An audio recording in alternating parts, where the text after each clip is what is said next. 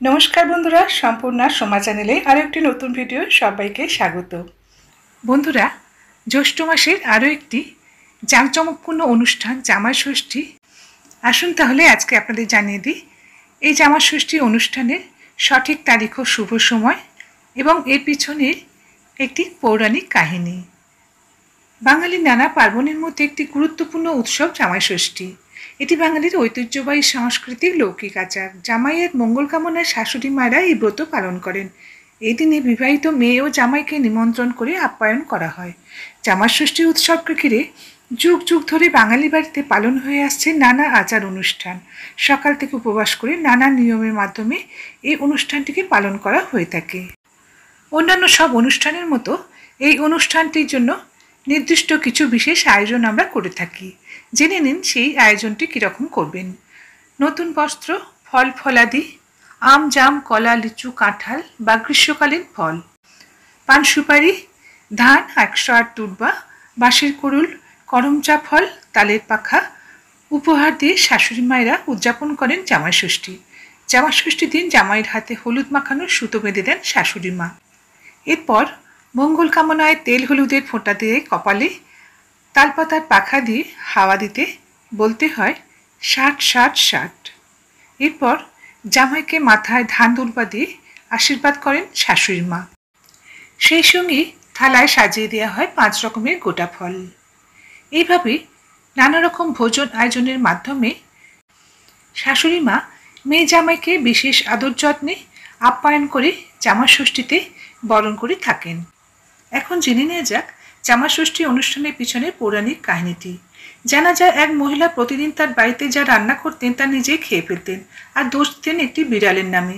বিড়ালের উপর মিথ্যা অপবাদ করার মা ষষ্ঠী ভীষণভাবে ক্রুদ্ধ হন। মা ষষ্ঠীর অভিশাপে ওই মহিলার যত সন্তান হয় সবাই একে একে জন্মের পর মারা যায়।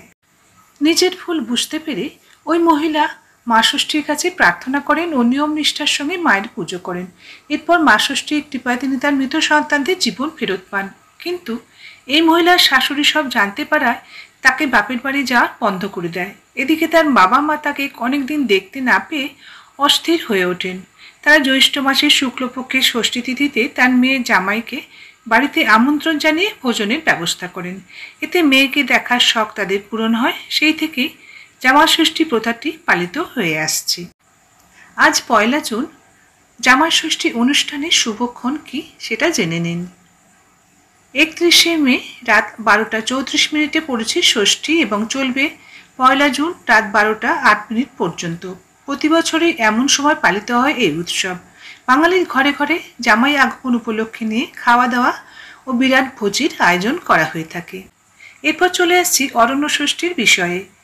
প্রাচীন অরণ্য ষষ্ঠী থেকেই আজকে জামাই ষষ্ঠীর আত্মপ্রকাশ।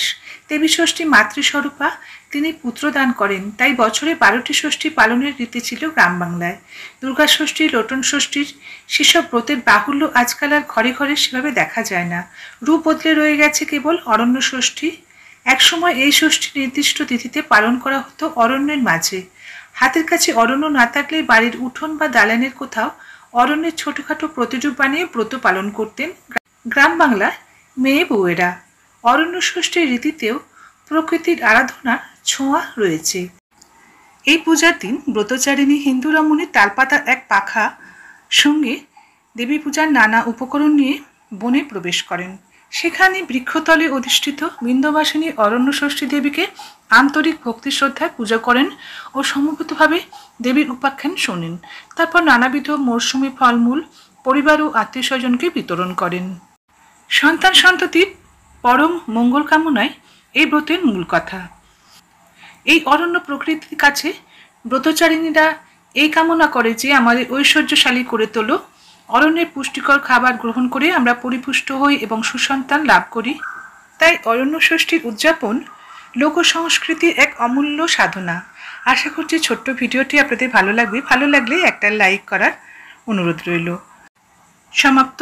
ধন্যবাদ।